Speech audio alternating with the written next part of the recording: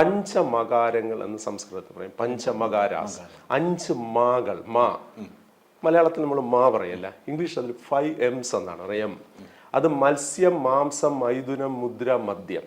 ഈ 5 വിഷയങ്ങളാണ്. പക്ഷേ ഇത് പലപ്പോഴും തെറ്റിദ്ധാരണ ഉണ്ടാക്കിയിട്ടുണ്ട്. ചില പുസ്തകങ്ങൾ പോലും അങ്ങനെ വന്നിട്ടുണ്ട്. ഈ 5ഉം ഇവർ ഉപയോഗിക്കുന്നു എന്നാണ് തെറ്റായ ഒരു ധാരണ. ഇതുവരെ 5 ഉപയോഗിക്കുന്നതല്ല, എല്ലാ സ്ഥലത്തു നിന്നും എനർജി പ്രൊഡ്യൂസ് ചെയ്യുന്നുണ്ട്.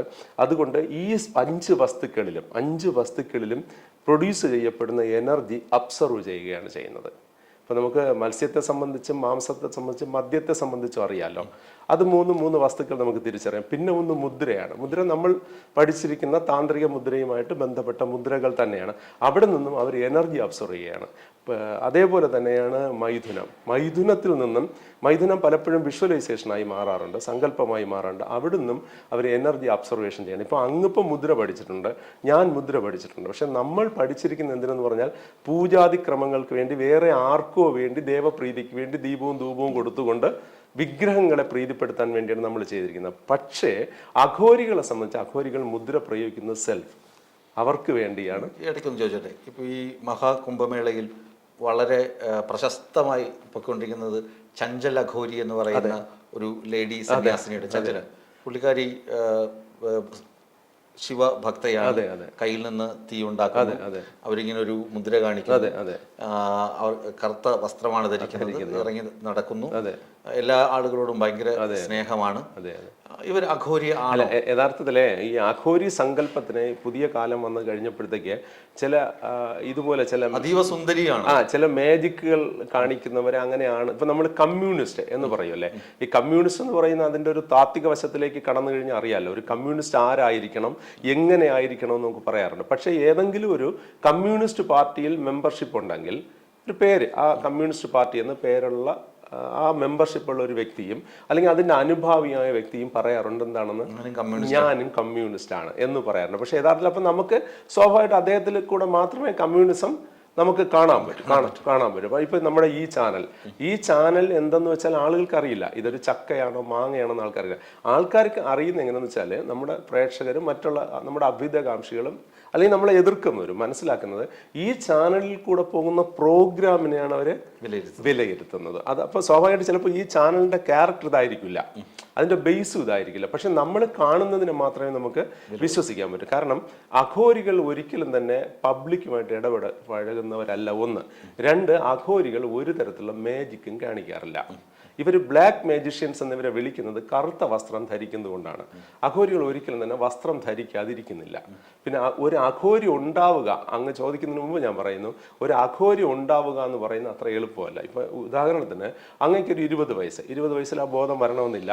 ഒരു 30 വയസ്സിൽ അങ്ങേക്കൊരു അഘോരി ആകണമെന്ന് തോന്നിയാൽ ഒരുപാട് കടമ്പകളുണ്ട്. 3 ഘട്ടങ്ങളിലൂടെയാണ് ഒരു അഘോരിയായി തീരുന്നത്.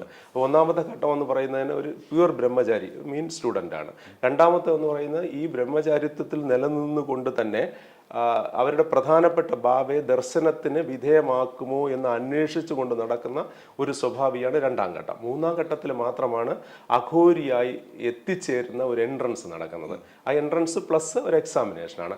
പക്ഷെ ആ എക്സാമിനേഷൻ അത്ര എളുപ്പമായിരിക്കുന്ന ഒരു എക്സാമിനേഷൻ, ഒരു പരിധിവരെ പറഞ്ഞാൽ, അങ്ങനെ പറയാൻ പാടില്ലെന്ന് തോന്നുന്നു, ഒരു പരിധിവരെ പറഞ്ഞാൽ ഈ എക്സാമിനേഷൻ പാസ്സാകുന്നതിന് ഒരു ഭാഗ്യം കൂടെ ഉണ്ടായിരിക്കണം. നമ്മൾ പലപ്പോഴും പറയില്ലേ, ദൈവാനുഗ്രഹം കൊണ്ട് പാസ്സായി എന്ന് പറയും പോലെ ഇവിടെ ഒരു ഭാഗ്യം കൂടെ ഉണ്ട്. കാരണം ഇപ്പോൾ അങ്ങേ ഒരു അഘോരി തലത്തിലേക്ക് എത്തുന്ന ഒരു വിധി സ്വഭാവം വരുന്നു. അപ്പോൾ അങ്ങേക്ക് ബാബ തരുന്ന പ്രധാനപ്പെട്ട ഒരു നിർദ്ദേശം എന്ന് പറയുന്നത്, ബാബ ഇനി 1 വർഷത്തിന് ശേഷമാണ് അങ്ങേക്ക് കാണാൻ കഴിയുന്നത്. അപ്പോൾ ഈ പ്രധാനപ്പെട്ട ബാബമാരുടെ മുഖ്യൻ ഈ 180 വർഷം ജീവിച്ചിരുന്നു എന്ന് പറയുന്ന കിനാറാം എന്ന് പറയുന്ന 1600-ൽ ജീവിച്ചിരുന്ന ബാബയുടെ ശിഷ്യ പരമ്പരയിൽ പെടുന്നതാണ് ഇപ്പോഴത്തെ പുതിയ ഒരു ബാബയല്ല, ഇവർക്ക് ബാബമാരുണ്ട്. കാരണം എന്ന് പറഞ്ഞാൽ ഇത് പിന്നെ ഇപ്പൊ യുപിയിലും, അതായത് കാശിയുടെ സമീപം ഏതാണ്ട് 50-ഓളം കിലോമീറ്റർ മാറിയാണ്. അതുപോലെ തന്നെ ഉത്തരാഖണ്ഡിലെ, അതാണ് നമ്മൾ ഉത്തരകാശി എന്നാണ്. പിന്നെ രാജസ്ഥാനിലും ഹിമാലയത്തിന്റെ ചില ഭാഗങ്ങളിലുമായിട്ട് ചിതറിക്കിടക്കുന്നതാണ്. 79,000 അഘോരികളാണ് ഏറ്റവും അവസാനത്തെ സെൻസസിൽ റിപ്പോർട്ട് ചെയ്യപ്പെട്ടിരിക്കുന്നത്. അപ്പോൾ സ്വാഭാവികമായിട്ട് ഇപ്പോൾ ചിലപ്പോൾ ഒരു 5 കൂടുകയോ കുറയുകയോ ചെയ്യാനുള്ള സാധ്യതയുണ്ട്. കൂടാതെ 12,000-ഓളം സ്ത്രീകൾ 12,000-ഓളം സ്ത്രീകളുണ്ട്. സ്ത്രീകളെ നമുക്ക് തിരിച്ചറിയാൻ ബുദ്ധിമുട്ടുണ്ട്. ഞാൻ പറഞ്ഞു വന്നത് ഈ അങ്ങയ്ക്കൊരു ബാബ, അപ്പോൾ 3-ാം ഘട്ടത്തിലേക്ക് അങ്ങ് കടക്കുന്നു. പക്ഷെ അങ്ങയ്ക്ക് ബാബ തരുന്ന നിർദ്ദേശം അടുത്ത വർഷം ബാബ ദർശനം തരുന്നതിനിടയിൽ ഈ അതിനെ സംബന്ധിച്ച് ഒരുപാട് അത്ഭുതങ്ങളും മിത്തുകളൊക്കെ നിലവിലുണ്ട്.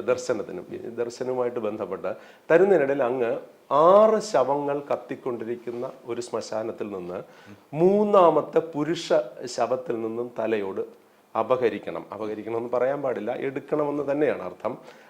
പക്ഷെ അപ്പോൾ ആരാച്ചാർ, അതായത് കത്തിക്കുന്ന അദ്ദേഹം മാത്രം, അവിടെ ആരാച്ചാർ എന്ന് പറയപ്പെടുന്ന അദ്ദേഹം മാത്രം അവിടെ ഉണ്ടാവും, ബന്ധുജനങ്ങൾ ഉണ്ടാവില്ല. പക്ഷേ അങ്ങ് ഈ 1 വർഷം അതാണ് ഞാൻ ഭാഗ്യം എന്ന് പറഞ്ഞത്, 1 വർഷം കാത്തിരുന്നാൽ 6 ശവങ്ങൾ കത്തിക്കുന്ന ഒരു സ്ഥലം അങ്ങേക്ക് കാണാൻ പറ്റില്ല. ചിലപ്പോൾ 5 കാണും, 7 കാണും. ഇനി 6 കത്തിക്കുന്ന സ്ഥലത്ത് 3-ാമത്തെ ശവം കത്തുന്നത് പുരുഷ ശവത്തിൻ്റെ പിന്നെ കപാലം തലയോടൽ എടുക്കാൻ പറഞ്ഞത് അവിടെ, പക്ഷേ സ്ത്രീ ആയിരിക്കും ചിലപ്പോൾ. അങ്ങേക്ക് 6 എണ്ണം കിട്ടും. അപ്പോൾ അതാണ് ഞാൻ പറഞ്ഞത്, അതൊരു ഭാഗ്യവും കൂടെ ചേരുമ്പോഴാണ്. പക്ഷേ ഈ ഭാഗ്യ നിർഭാഗ്യങ്ങൾക്ക് അനുസൃതമായിട്ടല്ല ഒരു അഘോരിയും മുന്നോട്ട് പോകുന്നത്. അവർ പ്യുവർ വൈരാഗികളാണ്, ഡെഡിക്കേറ്റേഴ്സാണ് അതിനു വേണ്ടി. ഇപ്പം നമ്മൾ ചില പൊളിറ്റിക്കൽ പാർട്ടിയിൽ ചില ആൾക്കാർ കാണില്ലേ, നമ്മൾ വിചാരിക്കും അവരിനിപ്പോൾ MLA ആവും, മന്ത്രിയാവും, MP ആവും എന്നൊക്കെ പറയും. പക്ഷെ അവരൊരിക്കലും തന്നെ അങ്ങനെ മന്ത്രി MLA ആകാനല്ല നിൽക്കുന്നത്. ആ ഐഡിയോളജിയിൽ അഡിക്റ്റ് ആയിട്ടുകൊണ്ട് അതിന് സമർപ്പണം ചെയ്തുകൊണ്ട് ജന്മത്യാഗം ചെയ്യുന്നവരാണ് സ്വാഭാവികമായിട്ട്. അങ്ങനെയല്ല. അപ്പോൾ അതുപോലെ ഒരുപക്ഷെ അതിനേക്കാൾ ഏറെ വലുതായിട്ടാണ് ഈ അഘോരി സംസ്കൃതിക്കകത്ത് ഓരോ അഘോരിയും കടന്നു പോകുന്നത്. ഈ അഘോരി കറുത്ത വസ്ത്രം പിന്നെ സ്ത്രീകളെയും പുരുഷന്മാരെയും വേർതിരിച്ചറിയാൻ ബുദ്ധിമുട്ട്, അതെങ്ങനെയാണ്? അതായത് ഇവരെ ഇതിനകത്ത് ഈ സ്റ്റുഡൻ്റായിട്ട് ബ്രഹ്മചാരിയായിട്ട് വന്നു കഴിഞ്ഞാൽ തന്നെ ആദ്യം മുതലേ തന്നെ ഇവർ ഉപയോഗിക്കുന്ന വസ്ത്രം ബ്ലാക്കാണ്, കറുത്ത വസ്ത്രം തന്നെ ഉപയോഗിക്കുന്നുണ്ട്. പക്ഷേ നമ്മൾ സാധാരണ ഒരു സ്ത്രീയും പുരുഷനെയും തമ്മിൽ തിരിച്ചറിയുന്നത് വ്യത്യാസം എന്ന് പറയുന്നത്, ഒന്ന് സ്ത്രീക്ക് തലമുടി ഉണ്ടാകും, പുരുഷന് തലമുടി ഉണ്ടാകില്ല. പക്ഷെ സാധാരണ അഘോരികളെ സംബന്ധിച്ച് പുരുഷനും സ്ത്രീയും ഏതാണ്ട് ഒരേപോലെയാണ് മുടി വളർത്തുന്നത്, കൂടുന്നതായാലും കുറയുന്നതായാലും. രണ്ടാമതൊരു സ്ത്രീയെ നമ്മൾ പുരുഷന്മാരിൽ നിന്ന് തിരിച്ചറിയുന്ന അവരുടെ ബ്രസ്റ്റിൻ്റെ ഭാഗം കൊണ്ടാണ്. പക്ഷേ ഇവരുടെ നിരന്തരമായ അഭ്യാസമോ അഭ്യസനമോ അല്ലെങ്കിൽ പരീക്ഷണങ്ങളൊക്കെ തുടർന്ന് ഇവരുടെ ശരീരം ഏതാണ്ട് പുരുഷ പ്രകൃതിയിലാണ്. എന്ന് പറഞ്ഞാൽ ഇവരുടെ ശരീരത്തിൽ നിന്ന് ഈ കൃത്യമായ ഭക്ഷണം കഴിക്കലില്ലാതെയോ അല്ലെങ്കിൽ ശാസ്ത്രീയമായ അത്തരത്തിലുള്ള അടിത്തറ ഇല്ലാത്തത് കൊണ്ടായിരിക്കാം പുരുഷനെയും സ്ത്രീയെയും നമുക്ക് പെട്ടെന്ന് വേർതിരിച്ചറിയാനായിട്ട് കഴിയില്ല എന്നുള്ളതാണ്. അതാണ് ഒരിക്കലും തന്നെ നമുക്ക് ഇവരെ വ്യത്യാസം. പക്ഷെ അതേസമയം നമ്മളിപ്പോൾ നാഗാ സയൻസിൻ്റെ ഇടയിലൊക്കെ നമ്മൾ വന്നു കഴിഞ്ഞാൽ അല്ലെങ്കിൽ അഖാഡകളിലേക്ക് കടന്നു വന്നു കഴിഞ്ഞാൽ നമുക്ക് അറിയാൻ പറ്റും. നമ്മളൊരു സാധാരണ ആശ്രമത്തിൽ പോയാലും ഒരു അമ്മയും അവിടുത്തെ ഒരു സ്വാമിജിയും തമ്മിൽ നമുക്ക് തിരിച്ചറിയാൻ പറ്റും. കാരണം അവരുടെ ശരീരപ്രകൃതം അതാണ്. അതുകൊണ്ടാണ് നമുക്ക് ഇവരെ തമ്മിൽ തിരിച്ചറിയാൻ പറ്റാതിരിക്കുന്നത്. നാഗസന്യാസിമാർ പലപ്പോഴും നഗ്നരാണ്, ചിലർ വസ്ത്രം ധരിക്കുന്നു. ഇപ്പോൾ ഈ മഹാകുംഭമേളയോടുള്ള ഇഷ്ടം കൊണ്ട് വായിച്ചപ്പോൾ ചിലർ ഒരു തുന്നൽ പോലും ഇല്ലാത്ത വസ്ത്രം കൊണ്ടാണ് ശരീരം മൂടി, ചിലർ തുന്നലുള്ള വസ്ത്രം ധരിച്ചിട്ടുണ്ട്. ഓരോ സന്യാസി അഖാഡകളിലും ഓരോ രീതിയാണ്. അഖാഡകൾ എങ്ങനെയാണ് വ്യത്യാസപ്പെട്ടിരിക്കുന്നത്? നാഗസന്യാസിമാരുടെ ഒരു പ്രത്യേകത എന്ന് പറയുന്നത്, നാഗസന്യാസിമാർ ദിഗംബര സ്വഭാവികൾ തന്നെയാണ്. അവരുടെ ബേസിൽ തന്നെ ദിഗംബര സ്വഭാവമുണ്ട്. ഈ ദിഗംബര സ്വഭാവം രൂപപ്പെടുത്തിയിരിക്കുന്ന നടരാജ സ്വഭാവത്തിൽ നിന്നാണ്. നമ്മളിപ്പോൾ ഈ ചിലയിടത്ത് കാണുന്നില്ല, ഈ നാഗസന്യാസിമാർ വന്നിട്ട് അല്പവസ്ത്രധാരികളായിരിക്കും, ഒരു വല്ലാതെ ഡാൻസ് ചെയ്യുക, ബഹളം വയ്ക്കുക, യോഗാസനത്തിൽ നിന്നുകൊണ്ട് കാലെടുത്ത് തലയുടെ മേളിൽ വയ്ക്കുക, ഒരു നാഗസന്യാസിയുടെ പുറത്ത് വേറെ നാഗസന്യാസി നടന്നു പോവുക, കുതിരപ്പുറത്ത് കയറുക, കുതിരപ്പുറത്ത് തന്നെ നിന്നും സഞ്ചരിക്കുക. നമുക്ക് ഭയം ഉണ്ടാവും, ഈ കുതിര ഇദ്ദേഹത്തിന് തള്ളിയിടുകില്ലേ അല്ലെങ്കിൽ ഇദ്ദേഹം വീഴില്ലേ എന്നൊക്കെ വിചാരിക്കാം. അപ്പോൾ സ്വാഭാവികമായിട്ട് ഇവരുടെ ബേസ്, ഈ നാഗന്മാരുടെ ബേസാണ്. ഇവരെ ഉള്ളിൽ മുഴുവൻ ഈ എന്താ പറയുക, ആഘോഷിക്കുന്നവരാണ്. അവരുടെ ഒരു ആഘോഷം. അപ്പോൾ ഇവർ സ്വാഭാവികമായിട്ട് സാനുക്കളിൽ ഒതുങ്ങുന്ന സമയത്തും ഇവരാഘോഷം തന്നെ. നമ്മളിപ്പോൾ വസ്ത്രത്തിന് വേണ്ടിയും ഭക്ഷണത്തിന് വേണ്ടിയാണല്ലോ പലപ്പോഴും ശ്രദ്ധ കേന്ദ്രീകരിക്കുന്നത്. പക്ഷെ ഇവരങ്ങനെയല്ല, വസ്ത്രത്തിനോ ഭക്ഷണത്തിനോ പ്രശസ്തിക്കോ വേണ്ടിയല്ല ഇവർ നിൽക്കുന്നത്. പക്ഷേ അഖാഡകളെ സംബന്ധിച്ച് കുറച്ചുകൂടെ വ്യത്യാസമുണ്ട്. അഖാഡകൾ കുറച്ചുകൂടെ ചിട്ടയായ അതാണ്. അതിപ്പോൾ നമുക്ക് കുറച്ചുകൂടെ ഭാഗ്യമാണ്, ഒരു മലയാളി തന്നെ ഏറ്റവും പ്രധാനപ്പെട്ട ജൂണ അഖാഡയുടെ കേന്ദ്ര ബിന്ദുവായിട്ട് വന്നിരിക്കുന്നത്. ഞാൻ പറഞ്ഞില്ലേ, സ്വാമി ആനന്ദവനം.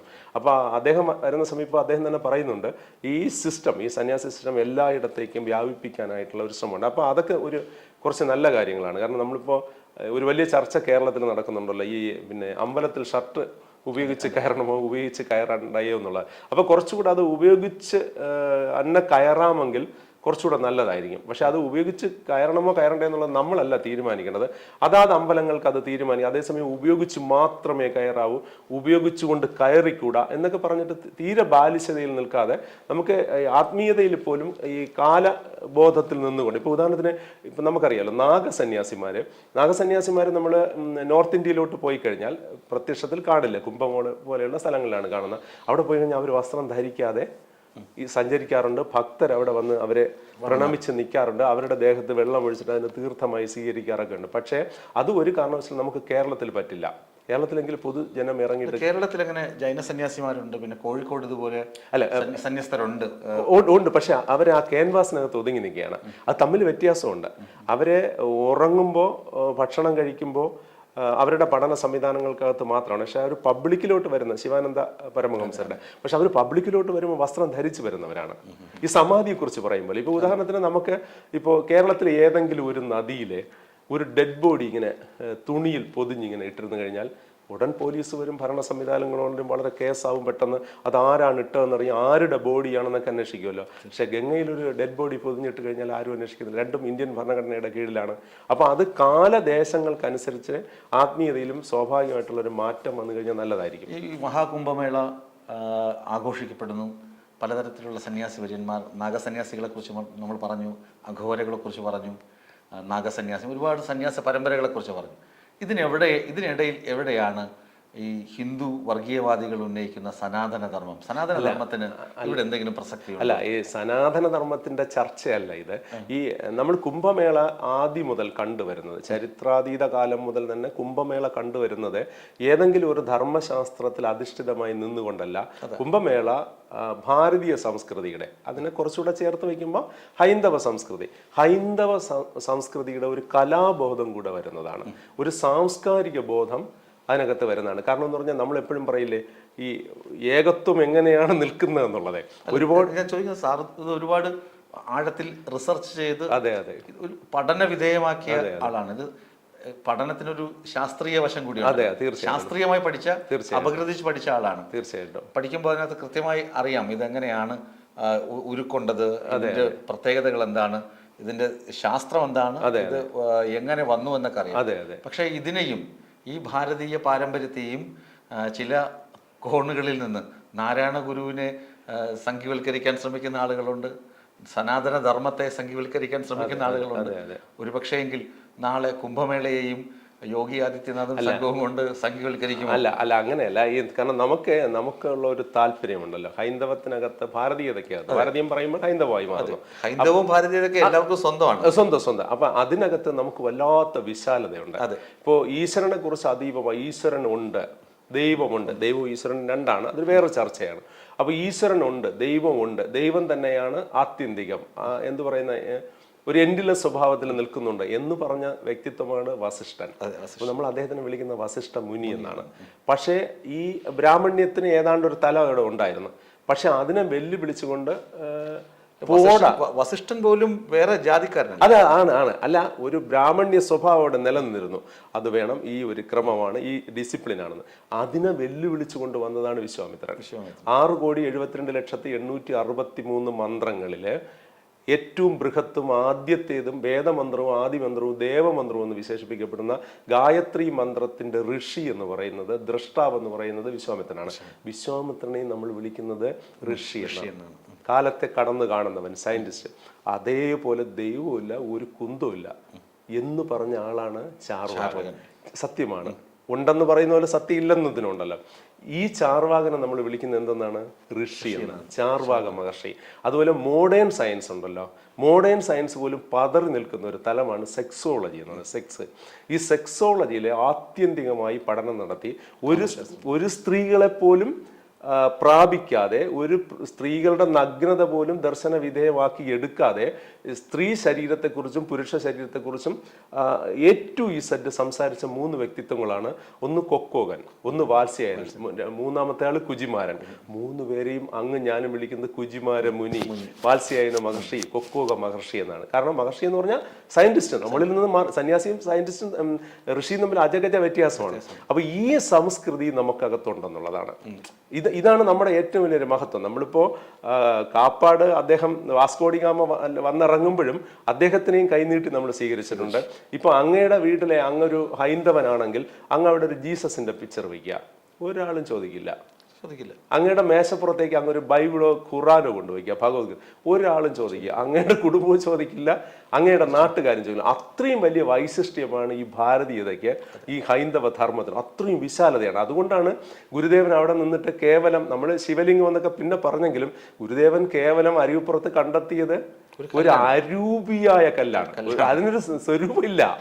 ഒരു അരൂപിയായ കല്ല് മുങ്ങിയെടുത്തതിന് ശേഷം അദ്ദേഹം കൊണ്ടുവന്നിട്ട് അതിൽ സ്വരൂപത്തെ ദർശിക്കുകയാണ്. അതായത് അരൂപത്തിൽ സ്വരൂപം കണ്ടെത്തുന്ന ഒരു ജാലവിദ്യയാണ് ഗുരുദേവൻ കാണിച്ചത്. മജീഷ്യൻ അല്ല, അതിന്റെ അപ്പുറത്തെ തലത്തേക്ക് ദർശനമാണ്. ഈ ദർശനത്തെയാണ് നമ്മൾ പിന്നീട് എന്ത് കണ്ടത്?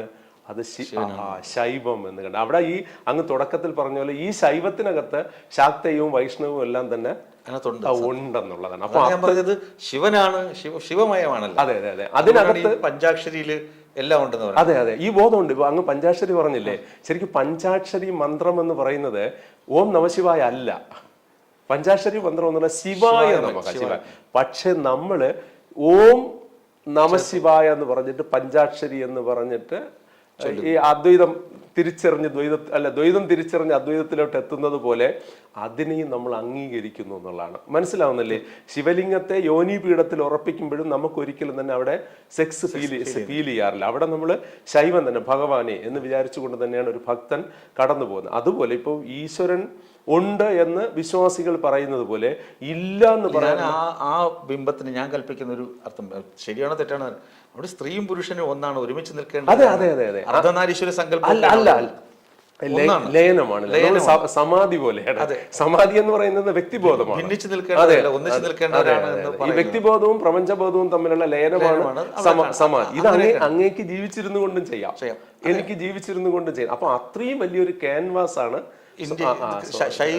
കാണിക്കുന്നത്. ആ ക്യാൻവാസിനെയാണ് നമ്മൾ എന്ത് പറയുന്നത്, ഈ സനാതന ധർമ്മം. ശരിക്കും അതുകൊണ്ടാണ് ഈ നാഗസന്യാസിമാര് നഗ്നരായിട്ട് നടക്കുമ്പോഴും ഈ അഘോരികൾ കറുത്ത വസ്ത്രം ധരിക്കുമ്പോഴും ഒക്കെ ഉള്ള പ്രത്യേകത, അവർക്ക് ഇതിനകത്തൊന്നും ഈ ലൗകിക ഭൗതിക സംഭവത്തിനകത്തൊന്നും അവർക്ക് യാതൊരു താല്പര്യമില്ല. അവർക്ക് താല്പര്യമില്ലെന്ന് മാത്രമല്ല, ഈ കാണുന്ന നമുക്കും പ്രശ്നമില്ല. അതൊരു ഒരാളെ, ഒരു നാഗസന്യാസി വിവസ്ത്രനായി വന്നാലും നമ്മൾ ഒന്നുപോലെ കാണുന്നു, അല്ലാതെ വന്നാലും ഒരു മികച്ച ഭിഷക്കരന്, ഒരു ഡോക്ടറെ, ഒരു സ്ത്രീയുടെ, ഒരു പുരുഷ ഡോക്ടർ ഒരു സ്ത്രീയുടെ നഗ്ന ശരീരം കണ്ടു എന്ന് പറഞ്ഞാൽ അദ്ദേഹത്തിനൊന്നും തോന്നില്ലല്ലോ. കാരണം എന്ന് പറഞ്ഞാൽ അദ്ദേഹം അവിടെയല്ല, ആ സ്ത്രീജന്യമായ ശരീരത്തിൽ കുടികൊള്ളുന്ന അസുഖത്തെയാണ് അദ്ദേഹം കണ്ടെത്താൻ ശ്രമിക്കുന്നത്. ആ അസുഖത്തിന്റെ സാധ്യത, അല്ലാതെ ഈ പുരുഷ സ്ത്രീ വ്യത്യാസത്തോടു കൂടിയോ അല്ലെങ്കിൽ വിവസ്ത്ര ശരീരത്തെ ഒന്നും അദ്ദേഹം കാണുന്നില്ല. പക്ഷെ ഇതിനെല്ലാം കച്ചവട കണ്ണുകൊണ്ട് കാണുന്ന ചില ചഞ്ചൽ സന്യാസിനിമാരും ചില മത കണ്ണുകളോടുകൂടി കാണുന്ന ചില ആളുകളും അത് എന്തുകൊണ്ടെന്ന് സംഭവിക്കുന്ന വെച്ചാല്, ഇപ്പൊ നമ്മുടെ ലൈഫിൽ പോലും നമുക്കൊരു ഇൻസ്റ്റിറ്റ്യൂഷണലൈസേഷൻ സംഭവിക്കുക. ഒരു ലൈഫ് ഇപ്പൊ അങ്ങ് ഞാനും ഇങ്ങനെ, ഇതിനൊരു വ്യാവസായിക സ്വഭാവം, നമ്മളൊരു സ്ഥാപനവൽക്കരണം വന്നു കഴിഞ്ഞാൽ സ്വാഭാവികമായിട്ട് ഇത് വ്യവസായവൽക്കരിക്കും എന്നുള്ളതാണ്. അത് എന്ത് കാര്യം നമുക്കറിയില്ലേ, അദ്ദേഹം ജീസസ് അവിടെ കച്ചവടം നടത്താമെന്നവരെ ചാട്ടമാറുകൊണ്ട് അടിച്ചോടിച്ചു എന്നുള്ളതാണ്. കാരണം അത് ഏതെങ്കിലും ഒരു വ്യവസ്ഥിതി വന്നു കഴിഞ്ഞാൽ, ഒരു വിദ്യാഭ്യാസ സ്ഥാപനം വരുന്നു, ഉടൻ തന്നെ അതിന്റെ പുറത്ത് കുറച്ച് ഹോസ്റ്റലുകൾ വരുന്നു, കുറച്ച് ഐസ്ക്രീം പാർലർ വരുന്നു, ബുക്ക് ഷോപ്പ് വരുന്നു. ഇതോടൊപ്പം തന്നെ ഇല്ലീഗൽ കാര്യങ്ങൾ ചെയ്യാനായിട്ട് ലഹരി വസ്തുക്കൾ വിൽക്കുന്ന ഷോപ്പുകളും രഹസ്യമായിട്ട് വരും. തീർച്ചയായിട്ടും മറ്റതിനെ ആശ്രയിച്ചുകൊണ്ട് ഇവരും കൂടെ വരാൻ പോകുന്ന സംവിധാനം. കാരണം നമ്മൾ എന്തുകൊണ്ട് ഇപ്പം നമ്മൾ ഈ വെളിച്ചത്തിലാണല്ലോ ഈ പ്രോഗ്രാം ഷൂട്ട് ചെയ്യുന്ന, ഈ പ്രഭാതത്തിന് എന്തുകൊണ്ട് ഇത്രയും ഭംഗി എന്ന് ചോദിച്ചാൽ കുറച്ച് നേരത്തെ ഇരുളുണ്ടായിരുന്നത് കൊണ്ടാണ്. നമ്മൾ ഏറ്റവും നല്ല ഒരു ജോലി എന്തെന്ന് ചോദിച്ചാൽ നമ്മൾ പറയും IAS IPS എന്നൊക്കെ ഒരു സാധാരണ ലെവലിൽ പറയല്ലേ. ഈ IPS കാരൻ നിലനിൽക്കുന്നത് എങ്ങനെയാണ്? ഒരു കോയിന്റെ ഒരു വശമല്ലേ. മറു സൈഡില് കുട്ടികളെ ഉപദ്രവിക്കുന്നവൻ, സ്ത്രീയെ ചവിട്ടുന്നവൻ, അമ്മയെ ചവിട്ടുന്നവൻ, വൃത്തികെട്ടവൻ, മോഷണക്കാരൻ, കൊലപാതകി, 3 പേരെ വെട്ടിക്കൊല്ലുന്നവൻ, ഇങ്ങനെ എല്ലാം അപ്പുറത്തെ സൈഡിൽ നിൽക്കുന്നത് കൊണ്ട് മാത്രമാണ് IPSന് ശോഭ വരുന്നത്. അപ്പം കറുപ്പ് ഉള്ളത് കൊണ്ട് മാത്രമാണ് വെളുപ്പിന് ശോഭ വരുന്നത്. അപ്പൊ ഇത് ഹൈന്ദവ ധർമ്മശാസ്ത്രം വളരെ ബേസിൽ പറഞ്ഞിട്ടുണ്ട്. ഒരുപാട് സമയത്ത് വ്യാസൻ ഇതിനെ കുറിച്ച് പറയുന്നുണ്ട്. ഞാൻ ഈ ചഞ്ചലിനെതിരെയൊക്കെ പറഞ്ഞിപ്പോ വിവാദമായ ഇല്ല, അത് വിവാദ കാര്യങ്ങളൊന്നും അല്ല. ഇത് വിവാദ കാര്യവുമല്ല, ഇതൊരു ചർച്ചാ വിഷയമായ കാര്യമല്ല. കാരണം ഇപ്പോഴേ എനിക്ക് ഈ ചർച്ചയ്ക്കിടയിൽ എനിക്ക് അങ്ങയോട് പറയുവാനുള്ളത്, കേൾക്കുന്നവരും അത് സാധ്യത ഉണ്ടെന്ന് തോന്നുന്നു. നമ്മൾ കുറച്ചുകൂടെ ജാഗരൂകരാകേണ്ടതായിട്ടുണ്ട്. ഒന്നാമത്തെ സമൂഹവും മീഡിയയും. മീഡിയ കുറച്ചുകൂടെ ജാഗ്രത പാലിക്കണം. കാരണം പലപ്പോഴും സംഭവിക്കുന്നത് മീഡിയ ഇപ്പോൾ ഏതാണ്ട് ഒരു വുഡ് പുഷേഴ്സിന്റെ നിലയിലാണ്. ഒരു തടി ഉന്തുന്ന, നമ്മളൊരു തടി മില്ലിൽ പോയി കഴിഞ്ഞാലേ അത് ഉന്തുന്ന ഒരാളിന് അത് തേക്കാണോ മുരിങ്ങയാണോ അതല്ല വേറെ ഒരു ആഞ്ഞിലി മരമാണോ എന്ന് നോക്കേണ്ട കാര്യമില്ല. അദ്ദേഹത്തിന്റെ ജോലി ഈ തടി ഉന്തുക എന്നുള്ളതാണ്, തള്ളുക എന്നുള്ളതാണ്. അപ്പൊ കുറച്ച് കഴിഞ്ഞപ്പോൾ നമുക്ക് പെൻ പുഷേഴ്സ് വന്നായിരുന്നു. പേന കൊണ്ട് എന്തും എഴുതുക, അങ്ങനെ എന്തും എഴുതാനുള്ള സ്വാതന്ത്ര്യം അങ്ങേക്കില്ല. ഏത് സ്വാതന്ത്ര്യം? മാനസിക സ്വാതന്ത്ര്യം. സ്വാതന്ത്ര്യം ഇവിടെ ഉണ്ട്. ആരെ വേണം അങ്ങേക്ക് പ്രധാനമന്ത്രിയെ ചീത്ത പറയാം, മുഖ്യമന്ത്രി ആരെ വേണം ചീത്ത പറയാം. പക്ഷേ അതിനുള്ളൊരു മാനസിക സ്വാതന്ത്ര്യം അങ്ങേക്ക് ഉണ്ടോ എന്ന് അങ്ങ് ആദ്യം ആലോചിക്കാം. കാരണം അങ്ങനെ വേണമെങ്കിൽ നമ്മൾ അതിനെ കുറച്ചുകൂടെ പഠന വിധേയമാക്കണം. നമ്മളിപ്പോ കേരളം ഭരിക്കുന്ന മുഖ്യമന്ത്രിയെ അല്ലെങ്കിൽ ഇന്ത്യ ഭരിക്കുന്ന പ്രധാനമന്ത്രി കുറ്റം പറയുന്നതിന് മുമ്പ് അവരെ കുറ്റം പറയാനായിട്ടുള്ള ആ ശാസ്ത്രശാഖകൾ നമ്മളൊന്ന് പഠിച്ചിരിക്കണം. വെറുതെ കുറ്റം പറയരുത്. അത് മീഡിയയുടെ ജാഗ്രത കുറവാണ്. ഇപ്പൊ പലപ്പോഴും സംഭവിക്കുന്നത് മീഡിയ ഏതെങ്കിലും ഒരു വ്യക്തമായ ഒരു ക്യാൻവാസിനകത്തല്ല നിൽക്കുന്നത്. ആർക്ക് വേണം ഇപ്പൊ വന്നിട്ട് പെൻ പുഷേഴ്സിന്റെ കാലം കഴിഞ്ഞപ്പോൾ നമ്മൾ ക്യാമറ പുഷേഴ്സ് വന്നു. അപ്പൊ നമുക്ക് ചില താല്പര്യങ്ങളുണ്ട്. ഈ താല്പര്യം എന്ന് പറയുന്നത് അങ്ങനെ പ്രത്യേക അജണ്ടയല്ല, നമ്മുടെ പഠനത്തിന്റെ കുറവാണ് താല്പര്യം. ഈ താല്പര്യം വെച്ച് നമ്മൾ കാര്യങ്ങൾ ചെയ്യുന്നു എന്നുള്ളത്. അപ്പൊ കുറച്ചുകൂടെ പഠനം. ഇപ്പൊ നമ്മൾ സന്യാസിമാരെ കുറിച്ച് പറഞ്ഞല്ലോ, നമുക്ക് സന്യാസിമാരെ ചീത്ത പറയുന്നതിന് മുമ്പ് നമുക്ക് ആ സന്യാസത്തെ കുറിച്ചൊന്ന് പഠിക്കാം. തീർച്ചയായും നമുക്ക് ബൈബിളിനെ ചീത്ത പറയുന്നതിന് മുമ്പ് ബൈബിളിനെ കുറിച്ച് പഠിക്കാം.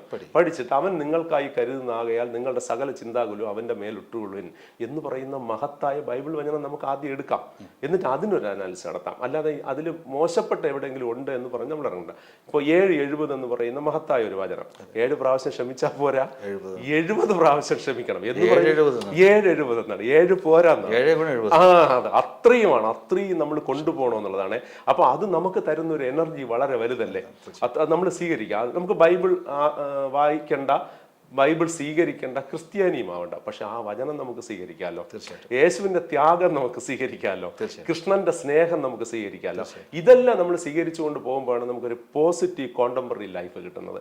പലപ്പോഴും നമുക്ക് ചില പഠനത്തിന്റെ, ഞാൻ എപ്പോഴും അങ്ങനെയാണ് പറയുന്നത്, നമ്മുടെ പഠനത്തിന്റെ കുറവ് കാരണം നമ്മൾ മാത്രം ശരിയെന്ന് വിശ്വസിക്കുകയും മറ്റതെല്ലാം തെറ്റ് എന്ന് വിചാരിക്കുകയും ചെയ്യുന്ന പോലെ ഈ യക്ഷപ്രശ്നത്തിലെ യക്ഷൻ നമ്മുടെ ധർമ്മപുത്രരോട് ചോദിക്കുന്ന ഒരു ചോദ്യമുണ്ട്, എന്താണ് അത്ഭുതകരമായ വിചാരം? അപ്പൊ അദ്ദേഹം പറയുന്നുണ്ട്, ഈ എല്ലാവരും മരിക്കും ഞാൻ മരിക്കില്ല എന്ന് പറയുന്ന ഒരു വിദ്യാബോധം. അപ്പൊ അദ്ദേഹം പറഞ്ഞു, ശരി, നിന്റെ സഹോദരന്മാരെല്ലാം നീ ഉണർത്തി കൊണ്ടുപോക്കോ എന്ന് പറഞ്ഞാൽ ഇതിനപ്പുറം ഒരു ഉത്തരം ഇനി കിട്ടാനില്ല. അപ്പൊ നമുക്ക് തന്നെ അറിയില്ല. നമ്മളൊരു മരണ വീട്ടിൽ പോയാൽ നമ്മൾ ഇറങ്ങിക്കഴിഞ്ഞു. എന്നിട്ട് ഞാൻ അങ്ങനെ വിളിച്ചു പറയും, ഞാൻ ഇറങ്ങി ഡെഡ് ബോഡി എടുക്കുന്നത് 6 മണിക്കാണ്.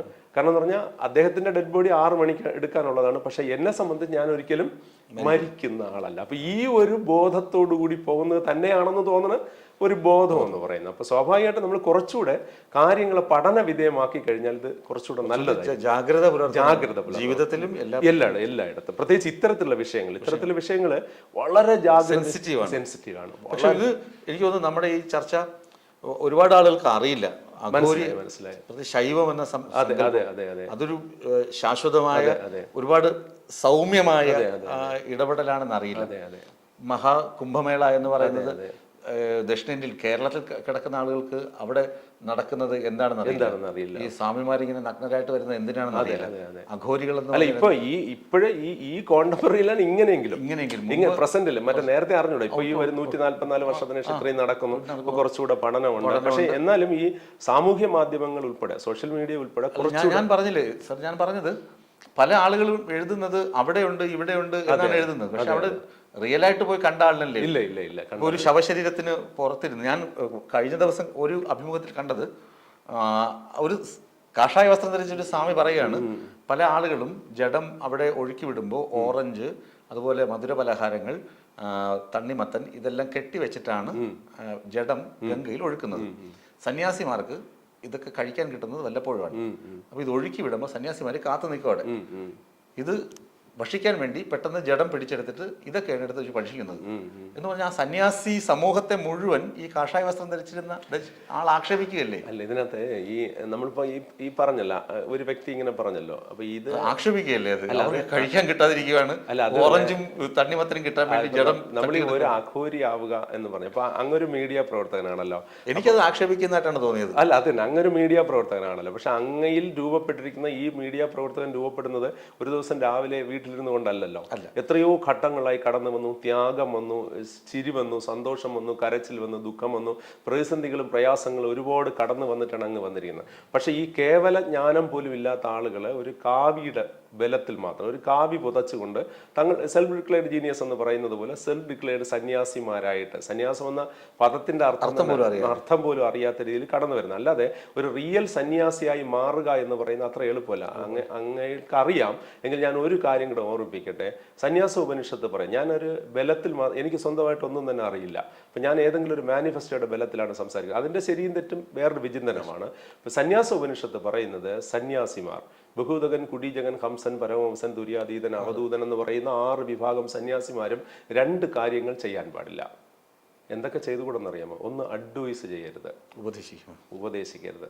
2, ഭിക്ഷ സ്വീകരിക്കരുത്.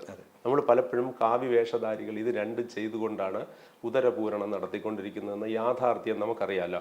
അപ്പോൾ ഒരു സന്യാസിയായി തീരുക എന്ന് പറയുമ്പോൾ പലപ്പോഴും നമ്മൾ കണ്ടിട്ടില്ല, ഈ സിനിമയിൽ മാത്രമല്ല നമ്മുടെ ലൈഫിലൊക്കെ പരിശോധിച്ചാൽ വളരെ വാശി വെച്ച ആളുകൾ ഇങ്ങനെ വളരെ മലയാളത്തിലെ വൈരാഗ്യമൊക്കെ കൂടി കഴിയുമ്പോൾ അവർ പറയുന്ന ഒരു കാര്യമുണ്ട്, അവനെ തോൽപ്പിച്ചില്ല എങ്കിൽ ഞാൻ തല മുണ്ടനം ചെയ്ത് കാവി ഉടുത്ത് വനത്തിൽ പോകുന്നതാണ് എന്ന് പറഞ്ഞാൽ ഈ മണ്ട ശിരോമണി വിചാരിച്ചു വെച്ചിരിക്കുന്നത് ജീവിതത്തിൽ പരാജയപ്പെടുന്ന ഒരുത്തനുള്ളതാണ് സന്യാസം. അല്ല, ജീവിതത്തിൽ വിജയിക്കാൻ ഒരുപക്ഷെ എനിക്കും അങ്ങേക്കും പോലും ഈ സന്യാസിയാവാൻ പറ്റില്ല. എന്തെന്ന് പറഞ്ഞാൽ നമ്മൾ ജീവിതത്തിൽ പൂർണ്ണമായിട്ട് വിജയിച്ചിരിക്കുന്ന ഒരാൾക്കുള്ളതാണ് കാവി. എപ്പോഴും ശ്രദ്ധിച്ചിട്ടുണ്ടോ എന്തോ, ഈ ഉത്തരേന്ത്യയിലോട്ടെ നോർത്ത് ഇന്ത്യയിലോട്ട് നമ്മൾ പോയി കഴിഞ്ഞാൽ ഒരു ഗൃഹസ്ഥാശ്രമി എന്നല്ല, ഒരു ഗൃഹത്തിൽ താമസിക്കുന്ന ആളും കാവി വസ്ത്രം ധരിക്കാറില്ല. കാവി വളരെ കുറവാണ് അവിടെ. എന്തെന്നറിയാമോ? അമ്പലങ്ങളും കുറവാണ്. അല്ല, കാവി ധരിക്കാത്ത കാര്യം എന്നറിയാം, കാവി അത്ര വിശുദ്ധമായിട്ടാണ് അവർ കണക്കാക്കുന്നത്. പക്ഷെ നമ്മൾ കേരളത്തിൽ വന്നാല് എല്ലാ ആളുകളും കാവിക്ക് വലിയ കാവി എന്ന് പറഞ്ഞാൽ നമ്മൾ വെളുത്ത മുണ്ടെന്ന് പറയില്ലേ, അതുപോലെ കാവിയുടെ ഒരു ഭംഗി, ഒരു പരിശുദ്ധി ഉണ്ടല്ലോ, ഒരു വിശുദ്ധി കാണാനായിട്ട്. കാരണം കാവി ഉടുത്ത് നമുക്ക് എവിടെയും പോകാം. പക്ഷെ കറുപ്പ് ഉടുത്തോണ്ട് അല്ലെങ്കിൽ വേറെ ചുമന്നതോ പച്ചയായിട്ടുള്ള ഒരു വസ്ത്രം ഉടുത്തുകൊണ്ട് പോകാൻ പ്രയാസമാണ്. അതുകൊണ്ട് ഇവിടെ ഗൃഹസ്ഥാശ്രമി ഭൂരിപക്ഷം പേരും ഏത് വിഭാഗത്തിലുള്ള ആളുകളും കാവി ഉടുക്കാൻ താല്പര്യപ്പെടുന്നത്. പക്ഷെ കാവിയുടെ വിശുദ്ധി അത്രയും വളരെ മേളിലാണ്. ഒരു കാവി രൂപപ്പെടുന്നതും അത്ര എളുപ്പമല്ല. ഒരു സന്യാസി രൂപപ്പെടാൻ എന്തുമാത്രം പ്രയാസമുണ്ടോ അതിലേറെ പ്രയാസമാണ് ഒരു കാവ്യ രൂപപ്പെടുക എന്നുള്ളത്. അപ്പൊ സന്യാസം ഇപ്പൊ നമ്മള് ഗുരുദേവനെ സംസാരിക്കുമ്പോൾ അല്ലെങ്കിൽ ചട്ടമ്പി സ്വാമിയെ സംസാരിക്കുമ്പോൾ പോലും അവര് സന്യാസിമാരായിരുന്നില്ല, അവര് ഗുരുക്കന്മാരോ ആചാര്യന്മാരോ ആയിരുന്നു എന്നുള്ളതാണ്. നമ്മളെ ഇരുട്ടിൽ നിന്നും വെളിച്ചത്തിലേക്ക് കൈപിടിച്ച് നടത്താനായിട്ട് നായകന്മാര് അവരെല്ലാം നമ്മൾ ഗുരുസ്ഥാനീയരാണ്, ആചാര്യ സ്ഥാനത്താണ്. കാരണം നമുക്ക് അഡ്വൈസ് തരാനാണ്. സന്യാസി ആയിരുന്നെങ്കിൽ ഗുരുദേവനിൽ നിന്ന് നമുക്ക് ഒന്നും സ്വീകരിക്കാൻ പറ്റില്ല. ഗുരുദേവൻ ഒരുപാട് അഡ്വൈസ് തന്നിട്ടുണ്ട് നമുക്ക് സ്വീകരിക്കാൻ വേണ്ടി.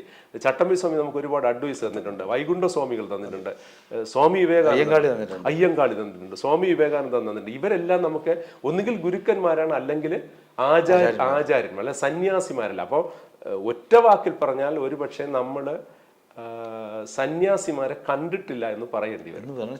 ചുരുക്കം. അതേസമയം ഓരോ വിഭാഗം വേറെ. ഇന്നലെ താങ്കളുടെ ഒരു വീഡിയോയിൽ ഞാൻ കേട്ടതാ, ഒരു പൂജ കണ്ടുവെന്നും, നേരിട്ടൊരു പൂജ കണ്ടുവെന്നും, അതിനകത്ത് ഒരു ജഡത്തിന്റെ പുറത്ത് ശവത്തിന്റെ പുറത്തിരുന്ന് അഘോരി പൂജ നടത്തുക. ഒരുപക്ഷെ ഇത് ദൂരെ നിന്ന് കാണുന്നവർക്ക് ഇത് ശവഭോഗമായിട്ടോ അല്ല, ശവഭോഗമായിട്ട് ശവഭോജ്യമായിട്ട് ഇത് വിശേഷിപ്പിക്കപ്പെടാം. ഈ ശവപൂജ അവർ ചെയ്യുന്നത് തന്നെ അങ്ങ് ആ വീഡിയോയിൽ ശ്രദ്ധിച്ചോന്ന് എനിക്കറിയില്ല. അത് തന്നെ എന്തെന്ന് വെച്ചാല് ഓരോ സ്ഥലത്തും എനർജി പ്രൊഡ്യൂസ് ചെയ്യപ്പെടുന്നുണ്ട്. അതിലെ എനർജി ഇതിനെ ശവസാധന എന്നാണ് പറയുന്നത്.